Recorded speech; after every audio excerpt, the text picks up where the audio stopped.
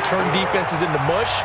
And then by the end of his career in Philadelphia, where he completed passes like we just saw from the pocket, yet still had those great legs, when necessary, to help get him out of trouble. This is fielded at the goal line. And a nice return sets him up pretty good here at the 30-yard line.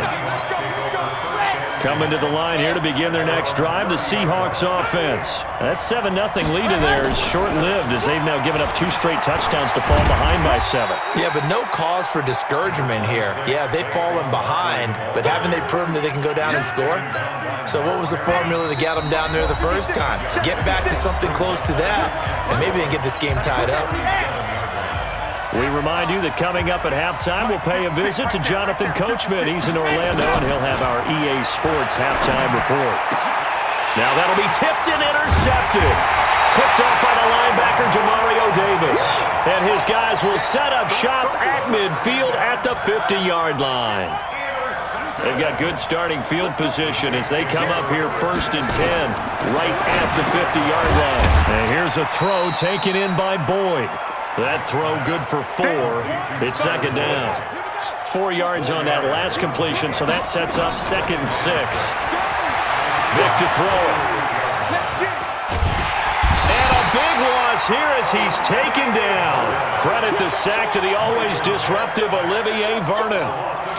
The amount of sacks that they've absorbed in this game is absolutely extraordinary. Let's just face it. This offensive line, flat out, cannot handle this pass rush. It's been demonstrated time and time again. Now a shot taken on 3rd down, but it's going to wind up incomplete. You hear the calls for a penalty, but I just don't think so. I think in this situation, the defender was making sure his guy couldn't hold on to the football. So I don't see anything that warranted a flag. No, I'm with you. There was contact, but I'm happy they kept that flag in the back pocket. It'll wind up being a net of 41. 9-yard return, 50 on the punt. And it'll be Seahawk football, 1st and 10.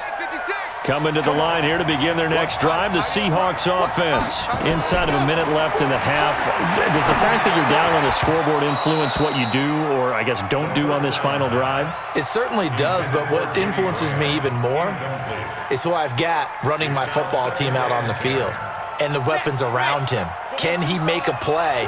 Can he get into someone that we're going to trust to take care of the ball? If that's the case, I might push it a little bit here and try and get something before the half runs out.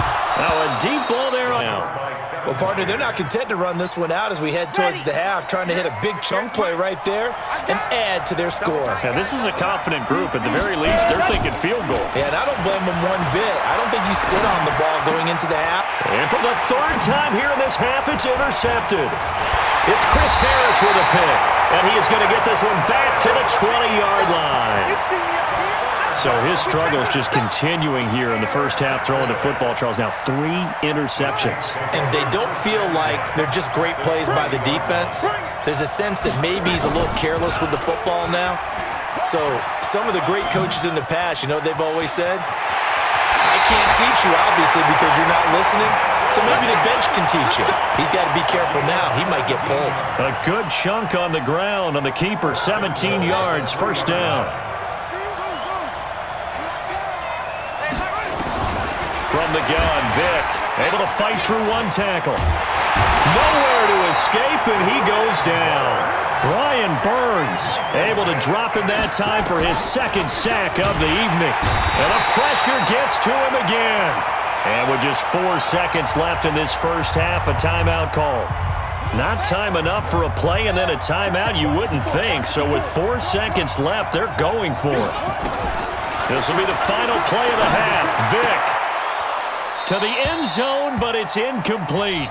So we have reached halftime with a touchdown. That's the difference on the scoreboard. As we are off to Orlando now to check in with Jonathan Coachman and our EA Sports halftime report. Coach, set now to go for the 3rd quarter. The Saints have the lead and set to receive the kick. This fielded at the 2. And he'll get it up past the 20 to the 22-yard line. The Saints offense on the field ready to get their drive started. They have the lead. Now they'll be looking for some separation here as we begin the 3rd quarter. I like the way you term that because now I think they go a little bit deeper into their playbook. They like what they did in the first half. That worked okay.